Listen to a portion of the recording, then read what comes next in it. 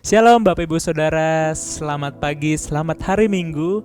Hari ini tanggal 11 Oktober 2020, JCC Cijantung masih mengadakan ibadah online. Coba dong bilang di kolom komen, kamu cantik hari ini, kamu ganteng hari ini, aku luar biasa kabarnya. Yes. Dan aku mau ajak Bapak Ibu Saudara semua, kita mari persiapkan hati, mari kita hormati Tuhan, ambil sikap untuk menghormati Tuhan. Jangan tidur-tiduran, jangan sambil makan, dan ambil sikap duduk, kita hormati hadirat Tuhan. Dan untuk Bapak Ibu Saudara semua yang diberkati oleh pelayanan dan penggembalaan JCC Cijantung, aku mau ajak kita sama-sama buka hati kita untuk murah hati memberkati pekerjaan rumah Tuhan dengan cara persembahan melalui QRIS yang ada di bawah sini, dan atau melalui bank transfer yang ada di bawah sini. Selamat beribadah dan Tuhan berkati.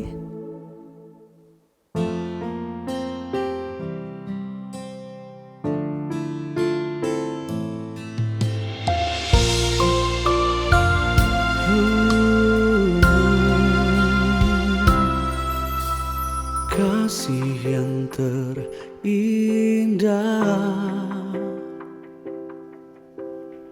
telah ku terima,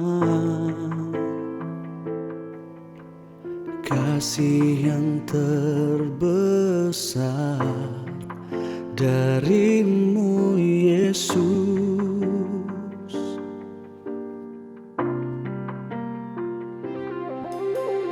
Bukan karena kebaikanku,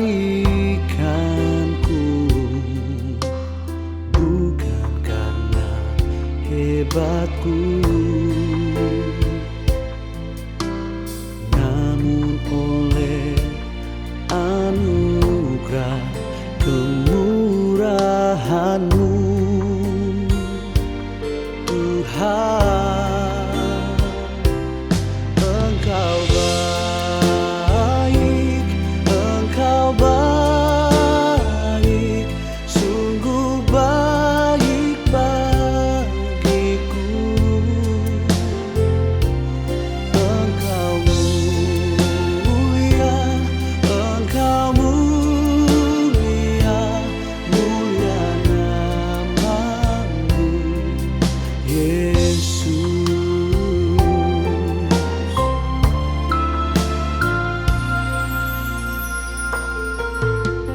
Kasih yang terindah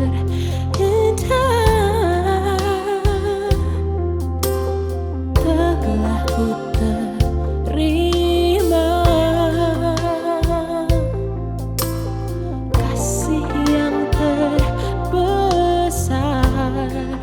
darimu Yesus.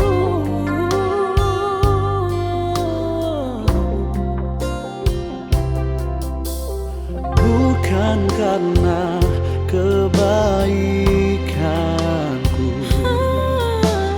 bukan karena hebatku, namun oleh anugerah kemurahan-Mu Tuhan. Engkau baik, Engkau baik, sungguh baik bagiku. Sungguh baik bagiku. Engkau mulia, Engkau mulia, mulia nama-Mu Yesus.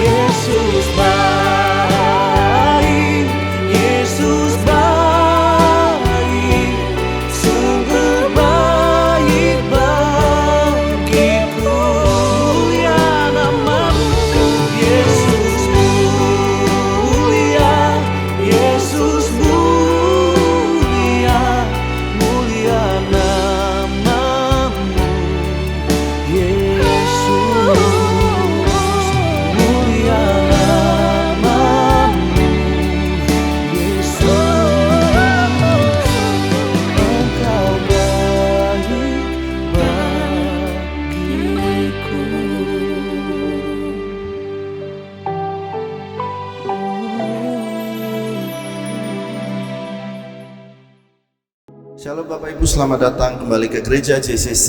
Hari ini tanggal 11 Oktober 2020.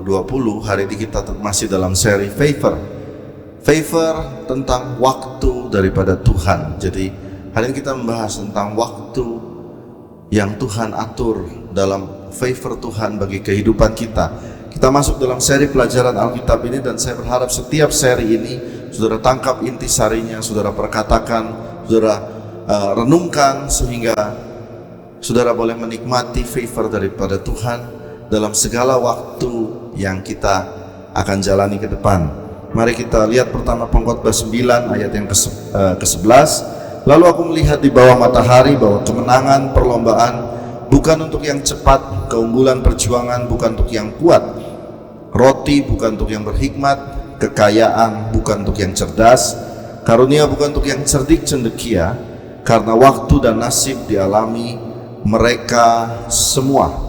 Nah, kalau kita pelajari ayat ini dalam Pengkhotbah, maka konteks di atasnya Salomo menuliskan di atas daripada ayat ini bahwa segala sesuatu sia-sia, semua yang ada di bawah matahari ini, yang bekerja sampai pagi sampai malam, semua sia-sia katanya menurut Salomo. Tetapi dia berkata begini, ada orang yang menang lomba itu bukan untuk yang cepat. Jadi ada orang yang cepat dia kalah lomba. Ada juga yang kuat tetapi ternyata tidak unggul dalam perjuangan. Ada yang berhikmat tetapi ternyata dalam hidupnya tidak mendapatkan roti. Jadi Salomo menuliskan semua ini, lalu dia simpulkan satu hal, yakni yang pertama bahwa saudara harus tahu, saudara jangan sombong bahwa saudara kuat, saudara pasti unggul. Saudara cepat, saudara pasti menang perlombaan, lalu saudara pintar, lalu saudara pasti dapat roti. Belum tentu, karena banyak yang mendapatkan, ada juga yang tidak mendapatkan. Saya akan pelan-pelan supaya saudara mengerti ini. Lalu dia tutup dengan satu perkataan, Pengkhotbah 9 ayat yang ke-11, yakni karena waktu dan nasib dialami mereka semua. Waktu dan nasib yang artinya time and chances dialami oleh semua. Siapa yang mengalami? Semua manusia. Saya, saudara, Bapak Ibu semua yang nonton mengalami waktu dan kesempatan yang diberikan di dalam kehidupan ini. Semua mengalami. Baik saudara punya uang, tidak punya uang, saudara bagaimana latar belakang saudara, waktu dan kesempatan semua orang alami. Jadi Salomo berkata, dia memberikan pesan, jangan minder. Buat saudara yang merasa tidak punya latar belakang yang baik, tidak punya keadaan keuangan yang baik, jangan minder, karena masa, waktu dan kesempatan diberikan pada semua orang. Pak, Bapak juga punya waktu dan kesempatan Bapak loh. Ada, demikian juga saya. Yang kedua, kalau saudara sedang unggul, Alkitab berkata unggul, lalu engkau sedang kuat, sedang cepat, sedang hebat, sedang kaya, engkau juga tidak boleh terlalu sombong, karena waktu dan kesempatan dialami juga oleh kamu. Nah, inilah keseimbangan yang dituliskan oleh Salomo. Nah, kita masuk yang kedua tentang favor daripada bagaimana kita memahami waktu Tuhan dalam favor. Yang kedua adalah kita bahas tentang yang namanya waktu Tuhan, God's timing. God's timing. Nah, sering kita dengar kata-kata lagu dan selalu baru dan tak pernah terlambat pertolonganmu. Lalu saya sendiri tulis lagu yang menuliskan Tuhan tidak terlambat menolong kita. Tetapi saya mau tanya jujur saudara, mumpung karena ini online, yang nonton juga tidak banyak, jemaat sendiri, jemaat Jakarta Timur JCC Cijantung. Saya mau tanya, jujur, bukankah seringkali juga kadang-kadang seolah-olah terlambat bukan pertolongan Tuhan? Nah, mari kita lihat dalam Alkitab tentang timing Tuhan, waktu Tuhan. Waktu Tuhan itu seringkali justru kalau kita lihat Lazarus mati jauh-jauh hari waktu dia sakit parah, kakaknya sudah kirim kabar kepada murid Yesus, tolong Lazarus sakit. Orang yang kamu sayangin ini, adikmu ini Lazarus sedang sakit. Ya, Tuhan Yesus sudah menganggap mereka keluarga. Tetapi Yesus terlambat, dan dia sengaja lagi terlambat. Nah, kita bilang, ya terlambat dong, dan akhirnya Lazarus mati. Lazarus mati, lalu Tuhan Yesus terlambat berapa hari? 4 hari. 4 hari terlambat, badan sudah busuk semua. Semuanya sudah hancur. Dia baru datang. Kita dari sisi manusia berkata, terlambat. Sudah terlambat. Terlambat sudah. Tetapi mari kita lihat lagi satu jejak pattern tentang waktu Tuhan. Waktu Tuhan Yesus memberikan makan kepada 5.000 orang dengan 5 roti dan 2 ikan. Pada waktu dia bilang, hei, kamu harus kasih makannya kepada 5.000 orang laki-laki ini. Maka jawaban respon pertama daripada murid-muridnya adalah berkata, Tuhan Yesus, apa kamu gak salah? Ini sekarang sudah sore, udah late, sudah terlambat, sudah sore, semua toko sudah tutup. 2 kali. Ada lagi waktu Tuhan yang lain. Ada nelayan, dia percaya pada Tuhan Yesus. Nelayan ini murid Yesus. Lalu dia mencoba untuk menjala dari malam sampai pagi, tidak dapat 1 ekor ikan pun. Sudah habis semua, sudah terlambat waktunya. Fajar sudah menyingsing, ya, fajarnya sudah mulai naik. Terlambat waktu untuk mencari ikan. Tuhannya malah nongol di situ. Saya mau tanya, Tuhannya terlambat gak? Terlambat. Lalu waktu Yusuf, orang timingnya aneh sekali. Tidak ada satupun cerita portfolio daripada Yusuf. Yusuf dibuang dari saudara-saudaranya, dibuang ke dalam sumur jadi budak, lalu dituduh sebagai pembunuh. Tidak ada satupun, dan semuanya sudah terlambat. Yusuf sudah umur 30 tahun, itu sudah tidak ada cerita tentang karirnya lagi. Di situ Tuhan bergerak. Di situ Tuhan bergerak. Jadi apa itu waktu Tuhan? Waktu Tuhan itu ternyata muncul di saat bad timing. Waktu yang salah semua, dia muncul di situ. Waktu the most less and the most late, Tuhan hadir di situ. Siapa yang pernah begitu? Apa ini relate sama saudara? Saya juga sering begitu. Semua sudah angkat tangan, semua udah lupa, tiba-tiba dia masuk. Nah, itu yang namanya waktu Tuhan. Kenapa Tuhan harus melakukan itu semua? Untuk menunjukkan bahwa dialah yang mengatur waktu. Masa hidup kita ada di tangannya. Naik atau turun semua tergantung pada Tuhan.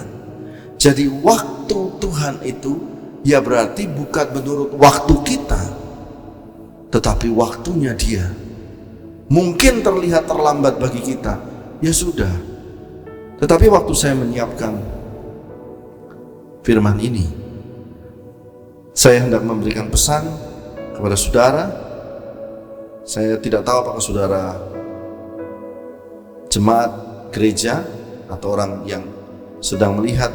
Saudara, Tuhan ada pesan buat saudara, seorang pengusaha yang karena PSBB ini sudah habis semua, tidak kuat lagi untuk membayar karyawan dan lain sebagainya.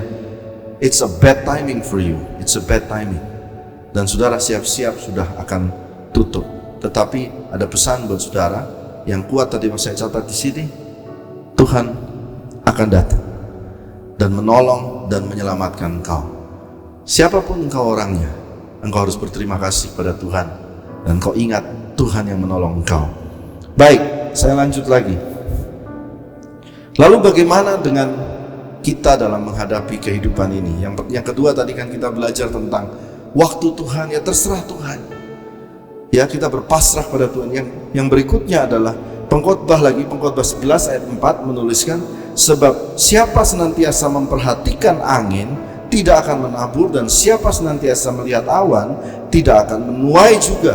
Sebagaimana engkau tidak mengetahui jalan angin dan tulang dalam rahim seorang perempuan yang mengandung, demikian juga engkau tidak mengetahui pekerjaan Allah yang melakukan segala sesuatu. Nah, jadi kita harus belajar di sini dari Pengkhotbah 11 ayat 4. Siapa senantiasa memperhatikan angin tidak akan menabur. Artinya angin itu tidak bisa dirasa ya saudara.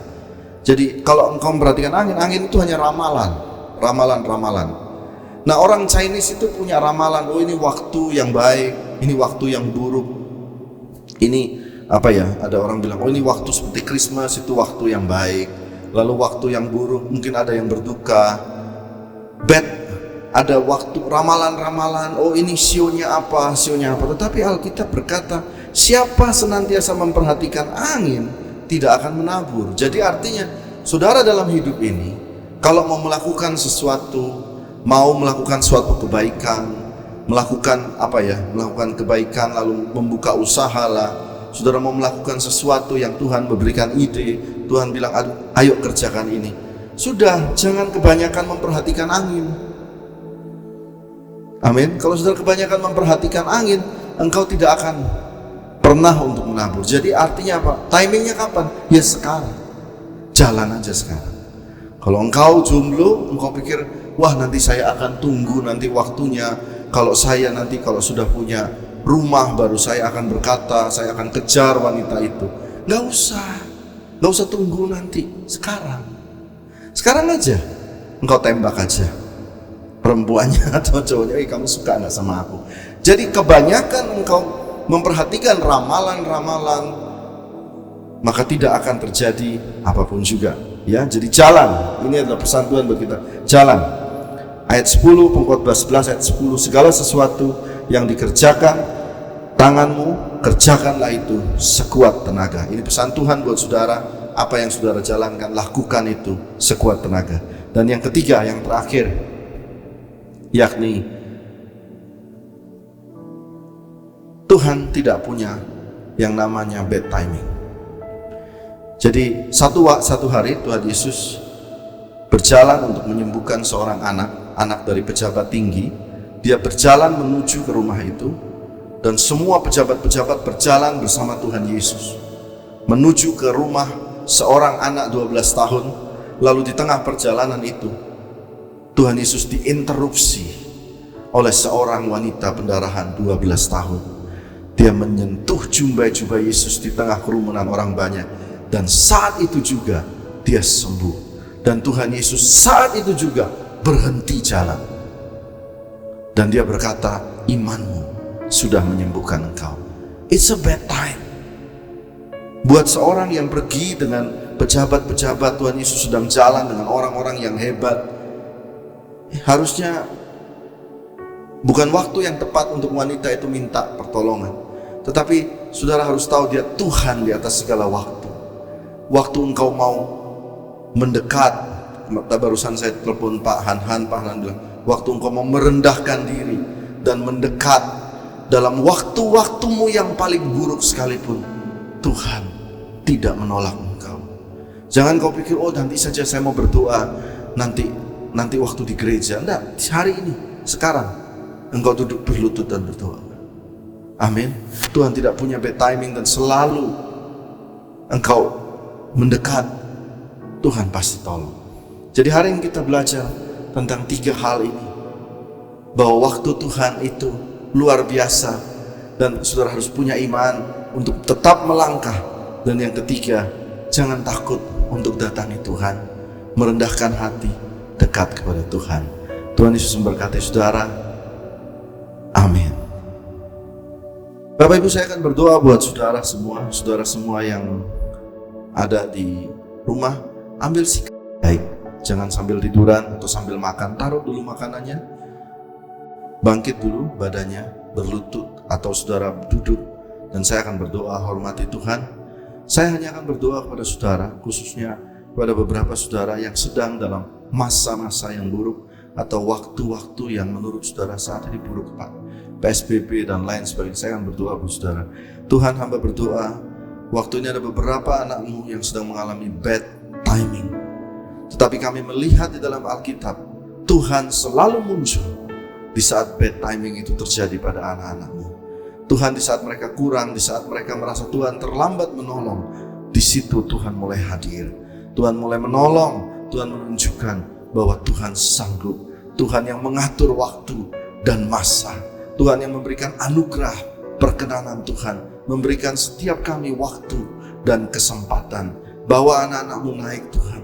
Naik dan tidak turun. Bahwa anak-anakmu mengalami double blessings di tahun 2020 ini. Semua berkata tahun ini jelek, tetapi kami dengan iman berkata tahun ini tahun double blessings bagi kami, umatmu, anak-anakmu.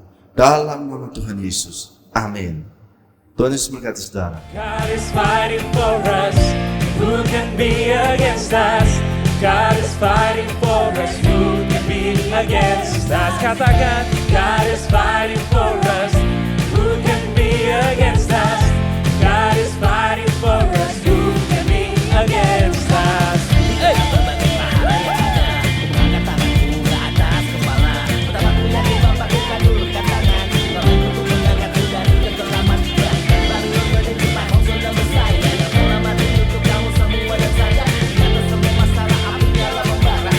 Setiap tangan terangkat, katakan, God is fighting for us. Who can be against us? God is fighting for us. Who can be against us? God is fighting for us. Who can be against us? God is fighting for us. Who can be against us? Hey, ku kan menari bersorak-sorai dengan segenap kekuatanku. Ku kan menyanyi untukmu selamanya. Oh, oh, oh. Oh, oh, oh.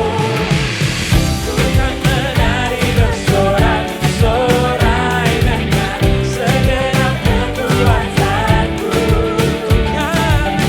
Ku kan menyanyi untukmu selamanya. Oh, oh, oh. Ku kan menari bersorak-sorai dengan segenap kekuatanku. Ku kan menari untukmu selamanya. Oh, oh, oh. Oh, oh, oh.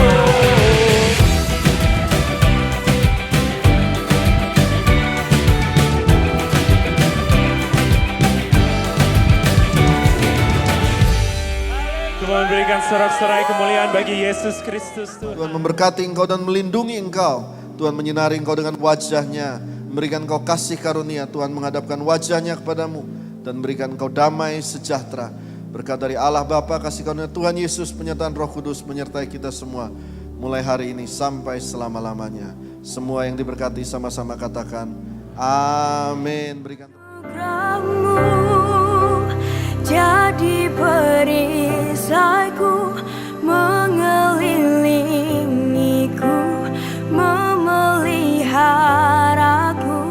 Anugerahmu untuk seumur hidupku. Ada saat yang lain pergi, anugerahmu jadi perisaiku, mengelilingiku, memeliharaku. Anugerahmu untuk seumur hidupku terjadi dalam hidup.